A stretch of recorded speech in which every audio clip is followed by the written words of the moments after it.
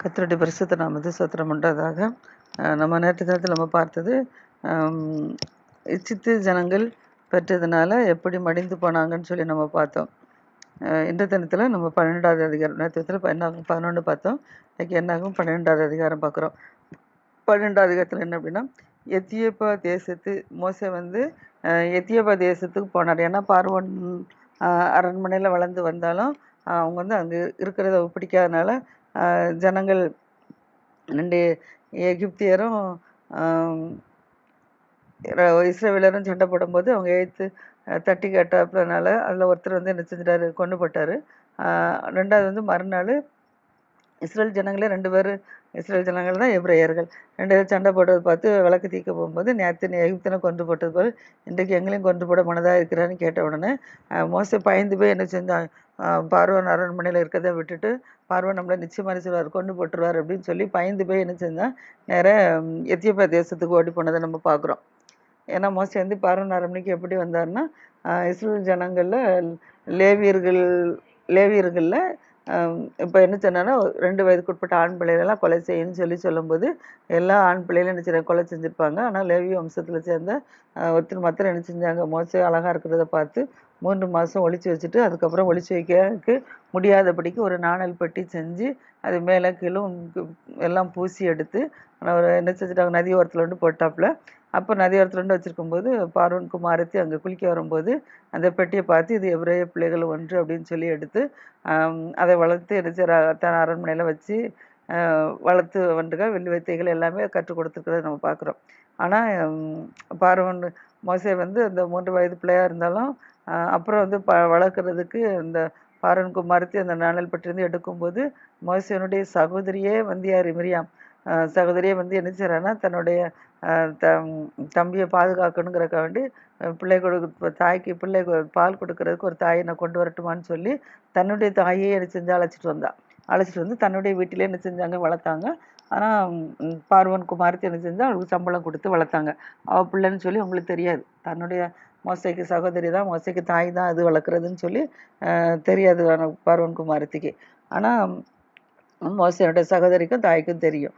அவர்கள் வளர்த்து என்ன செஞ்சாங்க, கொடுக்கறதுனால அவனுக்கு எல்லாமே சொல்லி தான் வளர்த்துருப்பாங்க. அதனால் அவனுக்கு தெரியும் அது நம்ம இஸ்ரவேலர்கள் எபிரேயர்கள் அப்படின்னு சொல்லி அவனுக்கு தெரிஞ்சிருக்கும். அதனால தான் என்ன செய்யறான், நம்ம இந்த இடத்த விட்டு பயந்து போய் என்ன செஞ்சானா, பார்வோன் நம்மளை நீ கொண்டு போட்டுடுறாரு நம்ம எபிரேயர்களுக்கு சப்போர்ட் பண்ணதுனால அப்படின்னு சொல்லி அவன் என்ன செஞ்சுட்டான், பயந்து எத்தியோப்பியா தேசத்துக்கு ஓடி போனான். அந்த எத்தியோப்பியா தேசத்தில் அவங்களுடைய பிள்ளைகளை ஆடி மேய்க்கும் போது அவங்களுக்கு என்ன செய்யறான், தண்ணியை காட்டி எடுத்து உதவி செஞ்சதுனால அந்த ஸ்திரீகள் போய் என்ன செஞ்சாங்க, தன்னுடைய தகப்பன்கிட்ட போய் சொன்னாங்க, நீங்கள் என்ன சீக்கிரமாக வந்துட்டீங்கன்னு சொல்லி கேட்கும்போது அந்த எகிப்திலேருந்து ஒரு புருஷன் எங்களுக்கு எதிர்த்து ஓடி எங்களுக்கு தண்ணியெலாம் காட்டினான்னு சொன்ன உடனே அவங்க நீ ஏன் அவங்களெல்லாம் விட்டுட்டு வந்தால் அவங்கள கூட்டிகிட்டு வர வேண்டியதுன்னு சொல்கிறாங்க. சொன்ன உடனே இப்போ அந்த ஸ்திரீகள் என்ன செய்கிறாங்க, கூட்டிகிட்டு போகிறாங்க தன்னுடைய தகப்பன் வீட்டுக்கு. அதனால் மோசே என்ன செய்கிறாரு, அந்த எத்தியோப்பியா தேசத்தில் ஒரு ஆசாரியன் தான் அவர் அந்த ஆசாரியன் வீட்டில் என்ன செஞ்சார், இருந்து அவருடைய ஆடுகளை மேய்த்து கொண்டு வந்தார். அந்த சமயத்தில் தான் அந்த அது மிதியான் தேசம் அந்த எத்தியோப்பியா தேசத்தில் இருக்கும்போது அந்த எத்தியோப்பியன் என்ன செஞ்சால் அவருடைய மனைவி அவருடைய மூத்த குமாரத்தியை என்ன செஞ்சால் சிப்போரால் மோசைக்கு திருமணம் செய்து கொடுத்தாப்புல. அதை அவங்க இவ்வளோ இக்கட்டான சூழ்நிலையில் பெய்ய தான் என்ன செஞ்சுருக்கிறாப்புல. அந்த இடத்துல ஆசாரியன் வீட்டே இருந்ததுனால அவங்க என்ன செஞ்சாங்க, தன்னுடைய குமாரத்தை என்ன செஞ்சார், திருமணம் செய்து கொடுத்தாரு. ஆனால் இதை என்ன செஞ்சுட்டான்னா, மிரியாம் இப்போ என்ன செய்கிறா, கோவத்தில் என்ன சொல்கிறேன்னா, மோசே எத்தியோப்பியா ஸ்திரியை திருமணம் செய்து முடித்ததுனால, விவாகம் பண்ணி இருந்ததுனால மிரியாமும் ஆரோனும் சேர்ந்து என்ன செஞ்சாங்க, அந்த எத்தியோப்பியா ஸ்திரியை கட்டியிருக்கிறான் அப்படின்னு சொல்லிட்டு அவனுக்கு விரோதமாக என்ன செஞ்சுட்டாங்க, பேச ஆரம்பிச்சிட்டாங்க. இப்போ நம்ம உலகத்தில் இப்படி தான் அப்படி தான் நடக்கு. ஒரு ஜாதியிலேருந்து மற்ற ஜாதியில் திருமணம் முடிச்சுட்டா, இவன் அப்படி இந்த ஜாதியிலேருந்து அந்த ஜாதியில் முடிச்சிட்டான்னு சொல்லிட்டு கூட பிறந்தவங்களே என்ன செய்வாங்க, திட்ட தான் செய்கிறாங்க, பெற்றோர்களும் திட்ட தான் செய்கிறாங்க. அதே போல் இப்போ இவங்களும் என்ன செஞ்சுட்டாங்கன்னா, இவ்வளோ தீர்க்க தரிசனம் பெற்றிருக்கிற மனுஷன் இவ்வளோ பாடுகள் மத்தியில் போய் போனதுனால கர்த்தர் தான் அங்கே கொடுத்து வச்சுருக்காரு. அப்போ அதை இவங்க என்ன செய்யணும், சந்தோஷப்படணும். ஆனால் அது இல்லாதபடிக்கு இவங்க என்ன செஞ்சுட்டாங்க, முறுமுறுக்க ஆரம்பிச்சிட்டாங்க, அவனுக்கு விரோதமாக பேச ஆரம்பிச்சிட்டாங்க. பேசிட்டு அது என்ன பேசுனாங்கன்னா, கர்த்தர் மோச இடத்துல மாற்ற தான் பேசுனார், எங்களை கொண்டு ஒரு பேசுனது இல்லையோ. ஏன்னா கர்த்தர் தான் உங்களுக்கு கொண்டு போயிருக்கிறார் வர அங்கே. அங்கே கொண்டு பாதுகாத்து எடுத்து கொண்டு வந்திருக்காரு. அந்த இடத்துல இருந்து தான் கர்த்தர் பேசி, நீ எகிப்தில் போய் என்ன செய்ற ஜனங்கள்லாம் அடிமைப்பட்டு கொண்டுக்கிறாங்க, அவங்க கூக்குரல் எனக்கு வந்து கேட்டுச்சு, நீ அவர்களே காப்பாத்துன்னு சொல்லி கர்த்தர் அங்கேருந்து தான் அனுப்பி விட்டுருக்கிறாரு. அப்போ அப்படிப்பட்ட மோசே இவங்க என்ன செய்யக்கூடாது, திட்டக்கூடாது. இவங்க என்ன செஞ்சுட்டாங்க, மோசையை கொண்டு மாத்திரம் தான் பேசினாரா, எங்களை கொண்டு பேசுனது இல்லையா அப்படின்னு சொல்லி முறுமுறுக்க ஆரம்பிச்சிட்டாங்க. ஏன்னா இவங்களும் தீர்க்க தரிசன அபிஷேகம் பெற்றவங்கல்ல.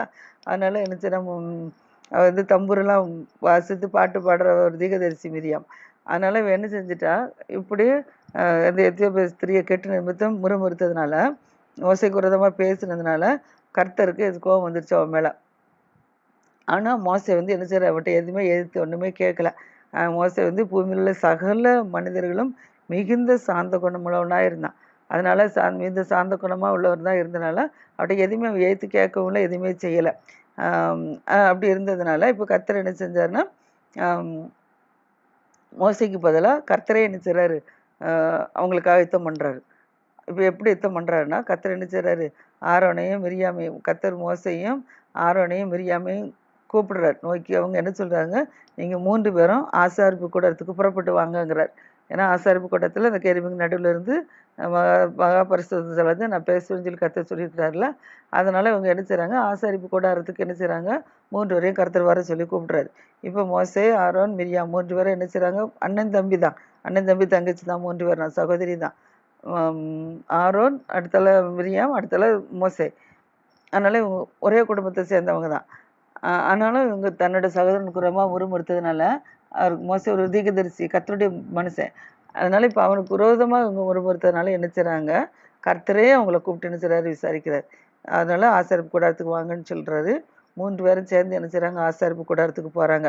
போகும்போது கர்த்தர் என்ன செய்கிறாரு, மேகத்துணியில் இறங்கி வரார். கர்த்தர் மேகத்துணியில் இறங்கி வந்து அந்த கூடார வாசலில் என்ன செய்கிறாரு, நிற்கிறார்.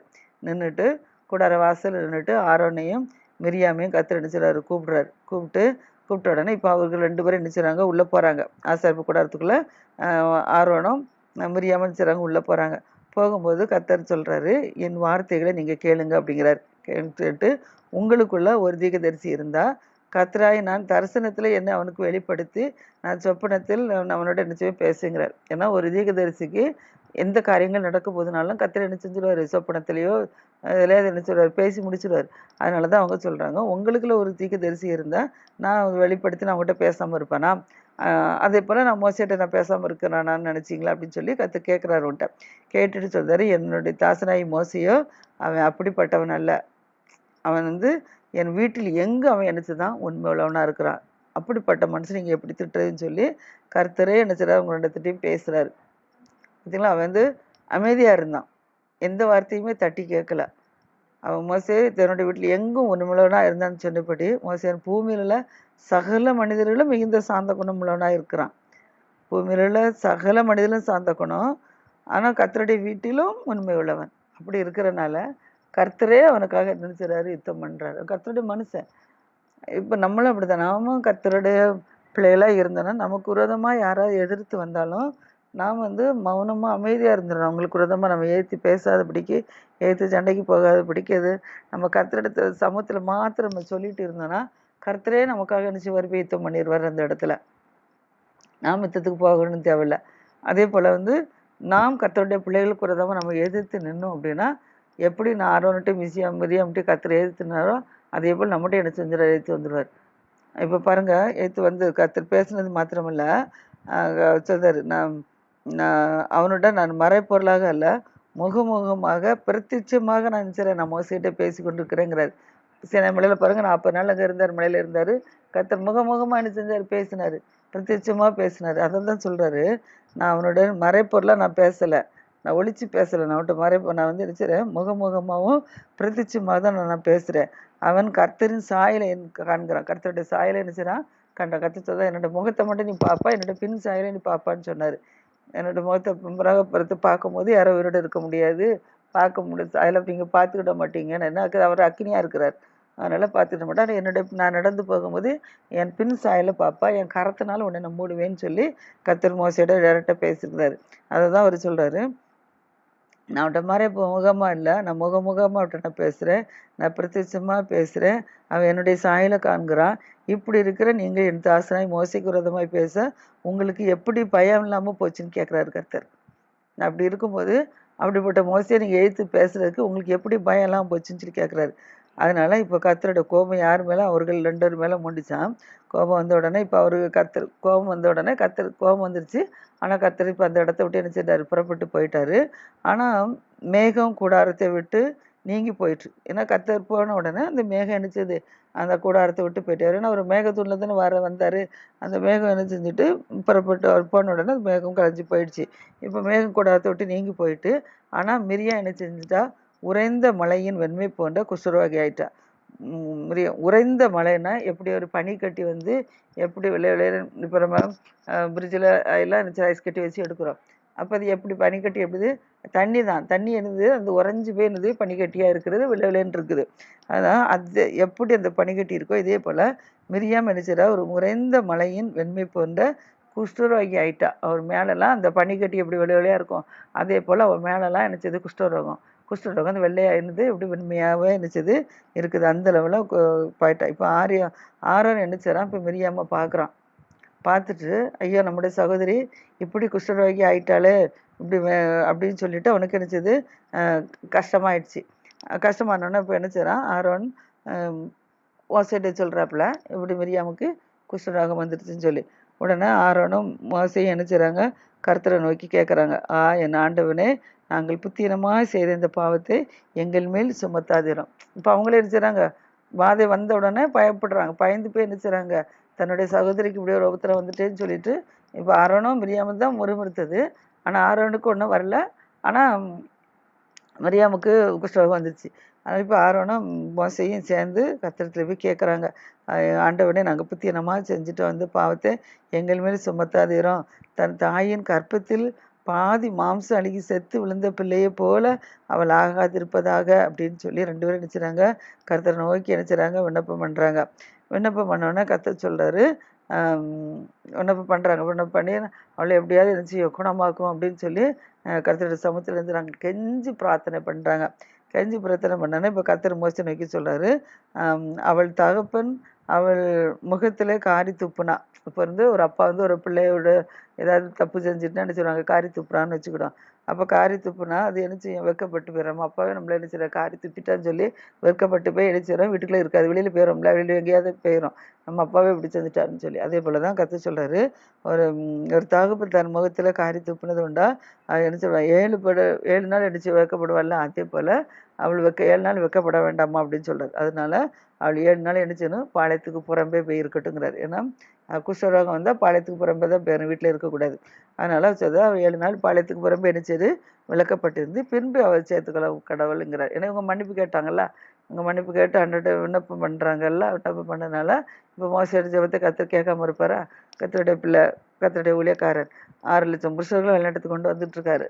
அப்போ கர்த்தருடைய வார்த்தைக்கு நினைத்ததாரு செவி கொடுக்கிறார். தேவனுடைய வீட்டில் உண்மையுள்ளவனாக இருக்கிறான், பூமியில் உள்ள சகல மனிதர்களும் சார்ந்த குணம் உள்ளவனாக இருக்கிறான். அப்போ கர்த்தர் அவனுடைய ஜெபத்தை கேட்காம இருப்பாரா? அதனால கர்த்தர் சொல்ற 7 நாள் அவள் செஞ்ச பாவத்துக்கு 7 நாள் அவள் என்ன செய்து பாளையத்துக்கு புறம்பே விளக்கப்பட்டிருக்கட்டும், அதுக்கப்புறம் அவள் என்ன செய்வா? சேர்த்துக்கொள்ளப்படுவா அப்படின்னு சொல்றாரு. அப்படி சொன்ன உடனே இப்போ மோசே என்ன செய்றா? மோசே தன்னோட சகோதரி என்ன செய்றாரு? பாளையத்துக்கு புறம்பே என்ன செய்றாரு? விலக்கி வச்சு மிரியாம் என்ன செய்றா? 7 நாள் பாளையத்துக்கு புறம்பே போய் இருக்கிறா. கர்த்தர் சொன்னபடி 7 நாள் கழிச்ச உடனே அவளுக்கு கிடைச்சது சுகம் கிடைக்கும். அது வரைக்கும் அவங்க என்ன செய்கிறாங்க? புறப்பட்டு போகலை. ஒரு இடத்துல பாளையம் இறங்கி இருப்பாங்க, இடத்துல மேகம் எழும்பும்போது அவங்க என்ன செய்வாங்க? புறப்பட்டு போகணும். ஆனால் இப்போ அவளை விட்டுட்டு போக முடியாதுல்ல, அதனால என்ன செய்கிறாங்க? இப்போ மேகம் எழும்பி வராதனால இப்போ அவங்க என்ன செய்கிறாங்க? ஆசர் பாளையத்தில் அங்கேயே என்ன செய்கிறாங்க? இருந்த இடத்துல இருக்கிறாங்க. 7 நாள் கழித்த உடனே அவளுக்கு என்ன செய்யுது? சுகமாகுது. சுகமானோடனே இப்போ அவங்க என்ன செய்கிறாங்க? அந்த இடத்த விட்டு கிளம்பி நேரே அந்த இப்போ ஆசிரமத்தில் தான் இருக்கிறாங்க. அந்த ஆசிரமத்தை விட்டு புறப்பட்டு நேராக என்ன செய்கிறாங்க? பாரான் வனாந்திரத்துக்கு போகிறாங்க. சீனாய் வனாந்திரத்துலேருந்து கிப்ரோத் அத்தவான்ற இடத்துக்கு வராங்க. அந்த கிப்ரோத் அத்தவா இந்த இடத்த விட்டு இப்போ ஆசிரமத்துலேருந்து பிரயாணம் பண்ணியிருந்தாங்க. இப்போ அந்த ஆசிரமத்துலேருந்து பிரயாணப்பட்டு இப்போ என்ன செய்கிறாங்க? நேராக பாரான் வனாந்திரத்துக்கு என்ன செய்கிறாங்க? போய் பாளையம் இறங்கியிருக்காங்க, அவங்க குஷ்டரோகம் சரியான பிறகு. இதே போல தான் நாம் என்ன செய்யணும், கர்த்தருடைய பிள்ளைகளுக்கு கர்த்தருடைய ஊழியர்களுக்கு விரோதமாக நம்ம என்ன செய்யக்கூடாது, ஒரு நாள் நம்ம எதிர்த்து நிற்கக்கூடாது. ஏன்னா நம்ம எதிர்த்து நின்னோம் அப்படின்னா இதே போல தான் நமக்கும் கர்த்தர் என்ன செஞ்சுருவார், இந்த குஷ்டரோகம் இல்லை, ஏதாவது ஒரு தண்டை நமக்கு என்ன செஞ்சுருவாரு, கர்த்தர் கொடுத்துருவாரு. அதனால் நம்ம கர்த்தருடைய பிள்ளைகளுக்கு விரோதமாக என்றைக்குமே நினச்சிக்கூடாது, எழுதிக்கணும். அவங்க எப்படி இருந்தாலும் அவங்களுக்காக நம்ம என்ன ஜெபந்தான் பண்ணணுமே தவிர, அவங்க இடத்துல ஏதாவது குற்றங்கள் குறைகள் கண்டுபிடித்தா நான் எங்கள் ஊழியக்காரர்கள்ட்ட இல்லை எங்களை வழி நடத்த கூட இப்படி குற்றங்களை கண்டுபிடிக்கிறேன்னு சொல்லி ஆண்டோட சமூகத்தில் மனுஷனும் அவங்களுக்காக விண்ணப்பம் பண்ண வேண்டுமே தவிர நம்ம என்ன செய்யக்கூடாது, அவங்கள என்ன செய்யக்கூடாது, முறுமுறுக்கக்கூடாது. முறுமுறுக்கவோ எதுவும் செஞ்சால் கர்த்தர் நம்மளுக்கும் அப்படி தான் மோசைக்கு எப்படி ஏன்னா அவங்க வந்து எப்படிப்பட்ட நமக்கு தெரியாது. இப்போ மோசை பாருங்க, உண்மை உத்தமாக இருந்ததுனால கர்த்தர் அந்த இடத்துல கூட அவன் சாந்த குணமாக இருந்ததுனால கர்த்தர் அவனுக்காக யுத்தம் பண்ணி ஜெயித்ததை நம்ம பார்க்குறோம். அதனால் நம்மளும் நினச்சிடும், நம்ம பயபக்தியாக நம்ம வாழ்வோம். கர்த்தர் தம்மை என்ன செய்வார், நம்மளை ஆசிரியப்பாராக. அடுத்தபடியாக 13வது அதிகாரம். 13வது அதிகாரத்தில் இப்போ கர்த்தர் மோசே நோக்கி சொல்கிறார். இப்போ அவங்க எல்லாரும் என்ன செய்கிறாங்க, பாரான் வனந்தத்தில் குடியிருக்கிறாங்க, பாளையம் இறங்கி இருக்கிறாங்க.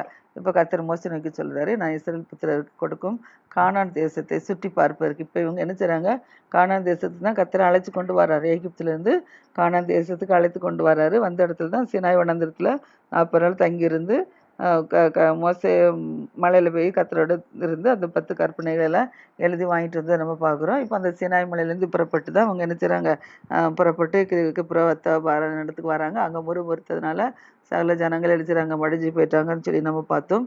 இச்சித்ததுனாலையும் கர்த்தர் ஜனங்கள் பல ஜனங்கள் மடிஞ்சு போயிட்டாங்கன்னு சொல்லி பார்த்தோம். அந்த இடத்த விட்டு இப்போ ஜனங்கள் அது அடுத்தபடியாக இப்போ என்ன செய்கிறாங்க, பாரான் வனாந்திரத்தை என்ன செய்கிறாங்க, அந்த ஆசிரமத்தில் குடியிருக்கிறாங்க. இப்போ அங்கேருந்து என்ன செய்யணும், இனி கானான் தேசத்துக்கு போகணும்.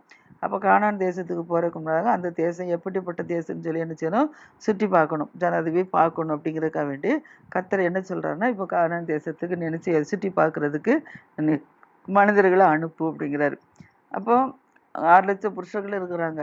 அப்போ அதில் யாரை அனுப்புன்னு சொல்லி தெரியாது. அதனால கர்த்தர் என்ன சொல்கிறாருன்னா, ஒவ்வொரு பிதாக்களின் கோத்திரத்திலும் 12 கோத்திரம் சொன்னால 12 பிதாக்கள், அதான் 12 கோத்திரங்கள். அதில் இருந்து என்ன செய்யும், ஒவ்வொரு வரன் என்ன செய்யும், ஒவ்வொரு கோத்திரம் சொல்கிறோம், பிரபுக்கள் சொல்கிறோம், அப்படியே சந்ததியார் சொல்கிறோம். அப்படி நிறைய இருந்துச்சு. 12 கோத்திரம், 12 சந்ததியார், 12 கோத்திரம், 12 பிரபுக்கள், இப்படிலாம் நம்ம என்ன செய்கிறோம் சொல்கிறோம். அந்த இதுலேருந்து என்ன செய்யணும், அது ஒவ்வொரு கோத்திரத்திலும் என்ன செய்யும், ஒவ்வொரு பிரபுக்களை என்ன செய்யும், நீ தேர்ந்தெடுத்து என்ன செய்ய, அவர்கள் மொத்தம் 12 கோத்திரம், 12 பேர் என்ன செய்ய தேர்ந்தெடுத்து 12 பேர் என்ன செய்ய, நீ கானான் தேசத்துக்கு என்ன செய்ய, நீ அனுப்பிவிடு.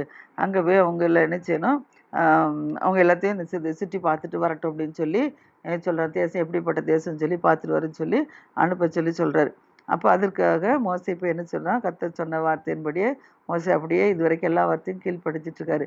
அதே போல் மோசே கர்த்தருடைய வார்த்தைக்கு கீழ்ப்படிஞ்சு இப்போ நேரே பாரான் வனாந்திரத்துக்கு நினைச்சாரு. பாரான் வனாந்திரத்து ஜனங்களை நினைச்சாரு, கானான் தேசத்துக்கு ஆட்களை தேர்ந்தெடுக்கிறாரு.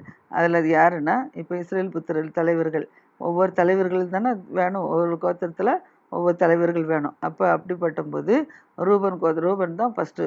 அதனால் ரூபன் கோத்திரத்தில் வந்து யார் எடுக்கிறாங்க, சக்குரின் குமாராகிய சம்முவான்னு தான் வந்து ஒரு பிரபு. இவங்க எல்லாரும் பிரபுக்களை வச்சுறாங்க, தேர்ந்தெடுக்கிறாங்க. நம்ம முன்னால் உள்ள பார்க்கும்போது ரூபன் கோத்திரத்துலேருந்து நம்ம மகசவன் சொல்லி நகசவன் சொல்லி நம்ம பார்த்தோம் 10 தலைவர்கள். அது ஒவ்வொரு இதுக்கும் ஒவ்வொரு தலைவர்கள் தேர்ந்தெடுக்கிறாங்க. இப்போ வந்து இது பிரபுக்களை பார்த்து செய்கிறாங்க, தேர்ந்தெடுக்கிறாங்க ஒரு கோத்திரத்தில். அந்த ரூபன் கோத்திரத்தில் உள்ள பிரபுக்கள் யார் அப்படின்னா, சக்குரின் குமாரன் சம்முவா. அடுத்தல ரூபனுக்கு அடுத்தல யார், சிமியோன் கோத்திரத்தில் யார், ஓரின் குமாரன் சாப்பாத்து. அடுத்தல யூதா கோத்திரத்தில் எப்புனேயின் குமாரன் காலேப்பு. அடுத்தல இசக்கார் கோத்திரத்தில் யோசேப்பின் குமாரன் ஈகால். அடுத்தல எப்ராஹிம் கோத்திரத்தில் நூனின் குமாரன் ஒசையா. அடுத்தல பெனியன் கோத்திரத்தில் சப்புவின் குமார்த்தி பல்தி. அடுத்தல செபுலோன் கோத்திரத்தில் சோதியின் குமாரன் காதியேல். அடுத்தல யோசேப்பின் கோத்திரத்தை சேர்ந்த மனாசே கோத்திரத்தில் சூயின் குமாரன் காதி. யோசேப்பு இதில் மனாசே எப்ராஹிம் 2 பேருமே வருவான்னு சொல்லி பார்த்தோம்ல, அந்த இதில் எப்ராஹிம் பார்த்துட்டு இப்போ மனாசே அவங்க கோத்திரத்தில் யோசேப்புக்கு இதில் எல்லா இதுலேயும் ஒவ்வொருத்தர் லேவி கோத்திரம் கர்த்தருக்காக தேர்ந்தெடுக்கப்பட்டதுனால அந்த யோசேப்பு வம்சத்தில் மட்டும் அவனுடைய பிள்ளைகள் 2 பேருமே இந்த கோத்திரத்தோடு சேர்க்கப்பட்டிருப்பாங்க. அதனால் எப்ராயிம் மனாசே, யோசேப்பின் குமாரன் மனாசே. அடுத்தபடியாக குமாரன் காதி. அதில் தான் கோத்திரத்தில் வந்து கெமலின் குமாரன் அம்மியேல். அடுத்துல ஆசர் கோத்திரத்தில் வந்து மிகாவேலின் குமாரன் சேத்தூர். அடுத்துல நப்தலி கோத்திரத்தில் ஒபேசின் குமாரன் நாகபி. இதில் காத் கோத்திரத்தில் மாசின் குமாரன் கூவேல். இப்படி இந்த 12 பேரும் சொல்லி 2 கோத்திரத்தில் 12 பிரபுக்கள் என்ன தேர்ந்தெடுத்தாச்சு. இவங்கள நினைச்சிட்டு தேசத்தை சுற்றி பார்க்கும்படி நீ அனுப்பு அப்படின்னு சொல்லி கர்த்தர் சொல்றாரு. அதன்படி கர்த்தர் மோசே என்ன செய்றாரு, தேசத்தை சுற்றி பார்க்கும்படி மோசே அனுப்பின நபர்கள் இவர்கள். இதுல வந்து நம்ம யாரு, எப்ராயிம் கோத்திரத்துல நூனின் குமாரன் ஓசையான்னு சொல்லி பார்க்குறோம்ல, அந்த நூனின் குமாரன் ஓசையாவுக்கு மோசே என்ன சொல்றாரு, யோசுவா அப்படின்னு சொல்லி பேர் வைக்கிறார். ஓசையாவுக்கு நூனின் குமாரனாகிய நூனின் அப்பா பேரு நூனு. அவன் வந்து எப்ராயிம் கோத்திரத்தில் உள்ளவங்க. எப்ராயிம் கோத்திரத்தில் நூனு வந்து நூனுடைய குமாரன் ஓசையா. ஓசையாவுக்கு யோசுவா அப்படின்னு சொல்லி மறுபெயர் எழுதுறாரு மோசே வைக்கிறத நம்ம பார்க்குறோம். இப்போ இவங்க இவ்வளோத்தையும் என்ன செய்கிறாங்க, கானான் தேசத்துக்கு வேவு பார்க்குறதுக்கு மோசே அனுப்புனதில் இவங்களாம் என்ன செய்கிறாங்க, சுற்றி பார்க்க போயிருக்கிறாங்க. சரி, அவங்க எங்கெல்லாம் சுற்றி பார்க்க போயிருக்காங்கன்னா, அவங்க வந்து கானான் தேசத்தை சுற்றி பார்க்கும்படி அனுப்புகையில் அவர்களை நோக்கி நீங்கள் இப்படி தெற்கே போய் மலையில் ஏறுங்க. அவருக்கு வந்து எப்படி எப்படி போகணுன்னு கர்த்தர் சொன்னாரோ அதை அப்படியே சொல்கிறாங்க. நீங்கள் இப்படி தெற்கே போய் என்ன செய்யுங்க, மலையில் ஏறுங்க. மலையில் ஏறி தேசம் எப்படிப்பட்டதுன்னு சொல்லி நீங்கள் பாருங்கள். அங்கே குடியிருக்கிற ஜனங்கள் வந்து பலவான்களா, இல்லை பலவீனர்களா, இல்லை கொஞ்சம் பேர் இருக்காங்களா, இல்லை அநேகம் பேர் இருக்காங்களா, அவர்கள் குடியிருக்கிற தேசம் எப்படிப்பட்டது, நல்லதாக இருக்குதா கெட்டதாக இருக்குதா என்று நீங்கள் என்ன செய்யுங்க. அந்த பட்டணங்கள் எப்படிப்பட்டது, இல்லை அவங்க கூடாரங்களில் குடியிருக்கிறாங்களா, இல்லை கோட்டை வீடுகளில் குடியிருக்கிறாங்களா, இல்லை அவங்க நிலம் வந்து எப்படிப்பட்டது, வளப்பமாக இருக்கா இளப்பமாக இருக்குதா, இல்லை அவங்ககிட்ட இந்த விருட்சங்கள் இருக்கா இல்லையா, இதெல்லாம் நீங்கள் என்ன செய்யுங்க, நீங்கள் பார்த்துட்டு வாங்க அப்படின்னு சொல்லி சொல்கிறாரு. நீங்கள் தைரியம் கொண்டிருந்து தேசத்திற்கு அணிகளில் நீங்கள் என்ன செய்யுங்க, சிலவற்றை நீங்கள் என்ன செய்யுங்க கொண்டு வாருங்க அப்படின்னு சொல்லி சொல்கிறாரு. அதன்படி அவங்க போகிறாங்க. அவங்க போகும்போது பழங்கள் வந்து முதற் பழம் பழுக்கிற காலமாக இருந்துச்சு. சரி, இப்போ அவங்க எந்த நேரம் போனாங்க, என்ன செஞ்சாங்க, எல்லாம் கொண்டு வந்தாங்களா வரலையா அப்படின்னு சொல்லி நம்ம மீண்டும் நாளை தினத்தில் நம்ம பார்ப்போம். கர்த்தர் தாமே ஆசீர்வதிப்பாராக. ஆமென்.